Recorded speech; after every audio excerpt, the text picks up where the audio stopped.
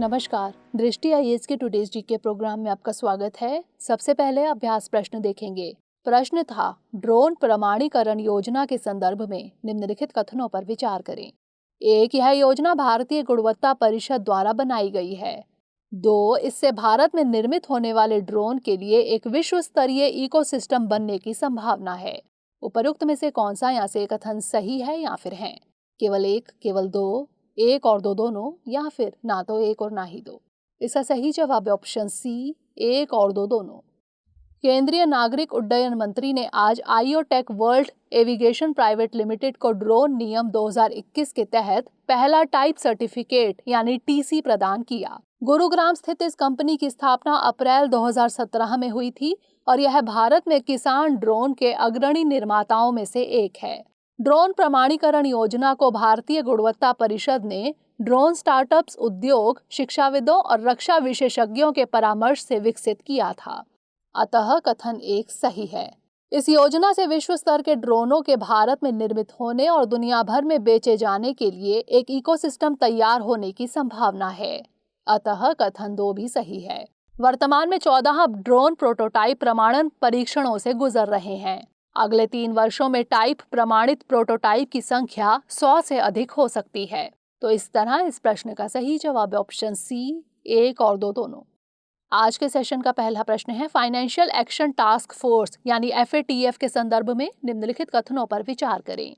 1. इसकी स्थापना पेरिस में G7 के शिखर सम्मेलन के दौरान हुई। 2. इसके 39 सदस्य हैं। उपरोक्त में से कौन सा यहाँ से कथन सही है या फिर है? केवल एक, केवल दो, एक और दो दोनों, या फिर ना तो एक और ना ही दो। इसका सही जवाब है ऑप्शन सी, एक और दो दोनों। वैश्विक वित्तीय अपराधों पर निगरानी रखने वाले FATF के पूर्ण यानी प्लेनरी सत्र का आयोजन बर्लिन में हो रहा है। वैश्विक वित्तीय प्रणाली में खामियों को दूर करने के लिए पेरिस में 1989 के G7 शिखर सम्मेलन के दौरान इसकी स्थापना की गई थी। अतः कथन एक सही है। यह मनी लॉन्ड्रिंग और आतंकी वित्त पोषण जैसे वित्तीय अपराधों के लिए एक अंतर्राष्ट्रीय निगरानी संस्था है। अमेरिका पर 9/11 के आतंकी हमले के बाद FATF ने मुख्य फोकस क्षेत्र के रूप में आतंकी वित्त पोषण को भी जोड़ा गया। वर्तमान में इसके 39 सदस्य हैं। अतः कथन 2 सही है। FATF का निर्णय लेने वाला निकाय है। इसकी बैठक साल में 3 बार होती है। तो इस तरह इस प्रश्न का सही जवाब है ऑप्शन सी, एक और दो दोनों।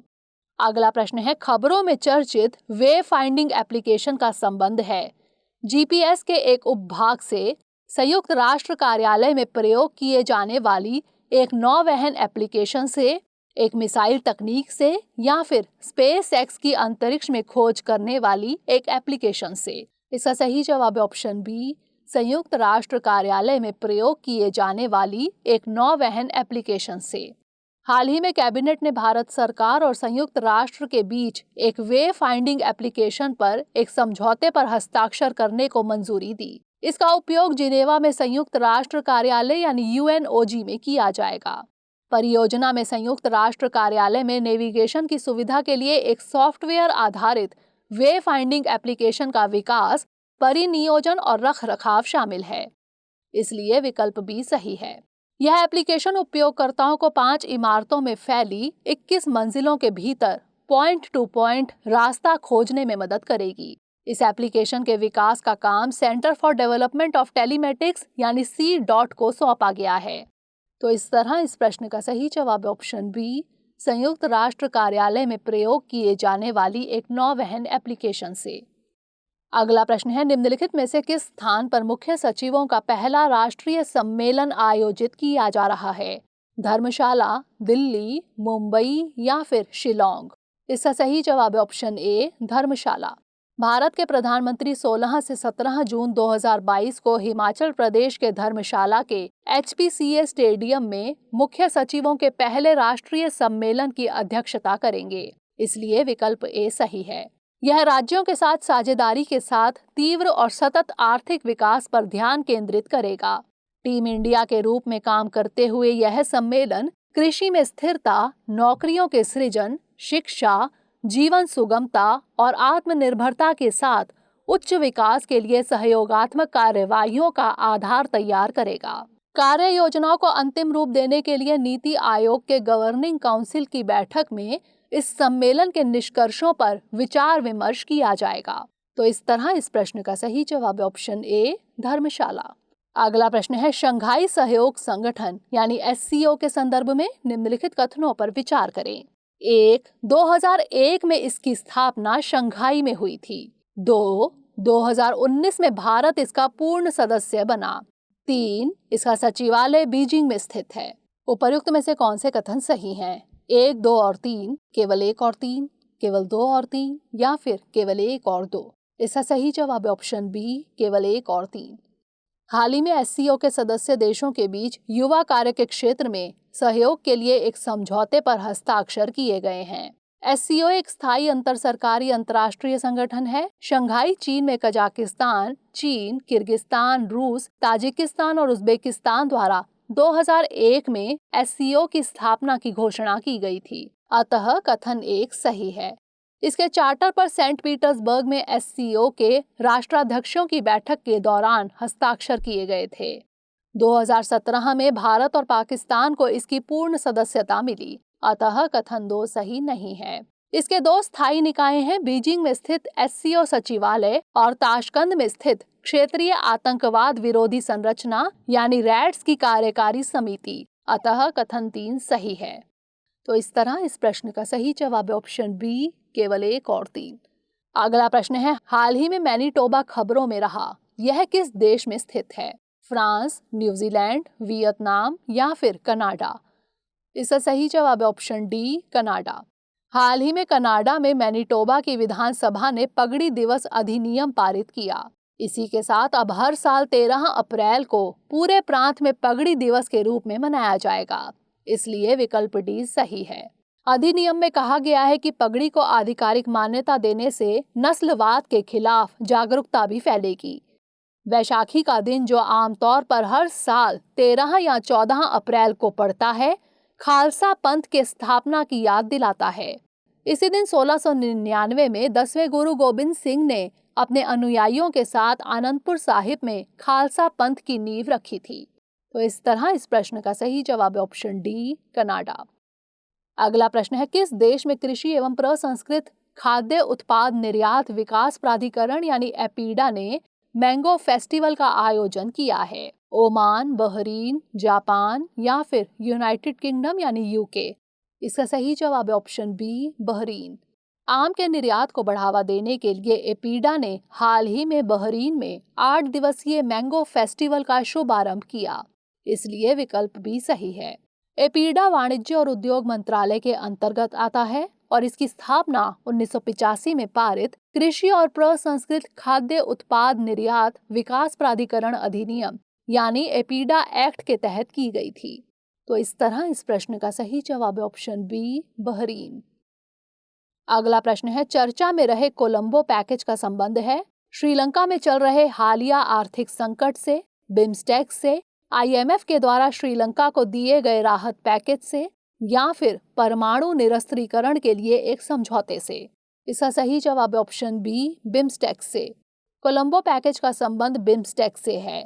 हाल ही में केंद्रीय मंत्रिमंडल ने कोलंबो श्रीलंका में बिम्स्टेक प्रौद्योगिकी हस्तांतरण सुविधा की स्थापना के लिए एक समझौता ज्ञापन को मंजूरी दी है।